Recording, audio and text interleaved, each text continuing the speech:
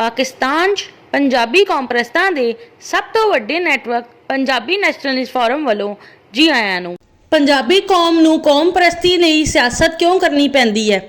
ਕੌਮ ਪ੍ਰਸਤੀ ਦੀ ਸਿਆਸਤ ਦੂਸਰੀ ਕੌਮ ਦੇ ਨਾਲ ਜ਼ੁਲਮੋ ਜ਼ਿਆਦਤੀ, ਜਬਰੋ ਇਸਤਿਹਸਾਲ ਤੇ ਬਲੈਕਮੇਲਿੰਗ ਕਰਨ ਜਾਂ ਦੂਸਰੀ ਕੌਮ ਦੇ ਆਪਣੀ ਕੌਮ ਨੂੰ ਜ਼ੁਲਮੋ ਜ਼ਿਆਦਤੀ, ਜਬਰੋ ਇਸਤਿਹਸਾਲ ਤੇ ਬਲੈਕਮੇਲਿੰਗ ਤੋਂ ਬਚਾਉਣ ਲਈ ਕੀਤੀ ਜਾਂਦੀ ਹੈ।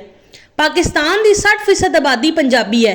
ਕਸ਼ਮੀਰੀ, ਹਿੰਦੂ, ਡੇਰਾਵਾਲੀ ਦਾ ਸ਼ੁਮਾਰ ਪੰਜਾਬੀ ਕੌਮ 'ਚ ਹੁੰਦਾ ਹੈ, ਜਦਕਿ 40% ਆਬਾਦੀ ਸਮਾਰਟ, ਬਰਾਹਵੀ, ਗਿਲਗਿਤੀ, ਬਲਤਿਸਤਾਨੀ, ਕੋਹਿਸਤਾਨੀ, ਚਤਰਾਲੀ, ਸਵਾਤੀ, ਗੁਜਰਾਤੀ, ਰਾਜਸਥਾਨੀ, ਪਠਾਨ, ਬਲੋਚ, ਹਿੰਦੁਸਤਾਨੀ, ਮੁਹਾਜਰ ਦੀ ਹੈ।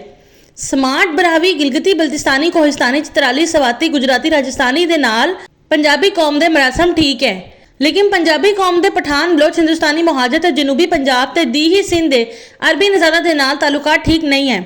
ਪਠਾਨ, ਬਲੋਚ, ਹਿੰਦੁਸਤਾਨੀ, ਮੁਹਾਜਰ ਤੇ ਜਨੂਬੀ ਪੰਜਾਬ ਤੇ ਦੀਹੀ ਸਿੰਧ ਦੇ ਅਰਬੀ ਨਿਜ਼ਾਦ ਕੌਮ ਪ੍ਰਸਤੀ ਦੀ ਸਿਆਸਤ ਦੇ ਜ਼ਰੀਏ ਪੰਜਾਬੀ ਕੌਮ ਦੇ ਨਾਲ ਜ਼ੁਲਮੋ ਜ਼ਿਆਦਤੀ, ਜਬਰੋ ਇਸਤਿਹਸਾਲ ਤੇ ਬਲੈਕਮੇਲਿੰਗ ਕਰਦੇ ਨੇ ਤੇ ਹੁਣ ਤੱਕ ਕਰ ਰਹੇ ਨੇ। ਇਸ ਲਈ ਹੁਣ ਪਠਾਨਾ, ਬਲੋਚਾ, ਹਿੰਦੁਸਤਾਨੀ, ਮੁਹਾਜਰਾਂ ਤੇ ਜਨੂਬੀ ਪੰਜਾਬ ਤੇ ਦੀਹੀ ਸਿੰਧ ਦੇ ਅਰਬੀ ਨਿਜ਼ਾਦਾਂ ਦੇ ਜ਼ੁਲਮੋ ਜ਼ਿਆਦਤੀ, ਜਬਰੋ ਇਸਤਿਹਸਾਲ ਤੇ ਬਲੈਕਮੇਲਿੰਗ ਤੋਂ ਆਪਣੀ ਕੌਮ ਨੂੰ ਬਚਾਉਣ ਦੇ ਲਈ ਪੰਜਾਬੀ ਕੌਮ ਨੂੰ ਵੀ ਹੁਣ ਕੌਮ ਪ੍ਰਸਤੀ ਦੀ ਸਿਆਸਤ ਕਰਨੀ ਪੈਣੀ ਹੈ।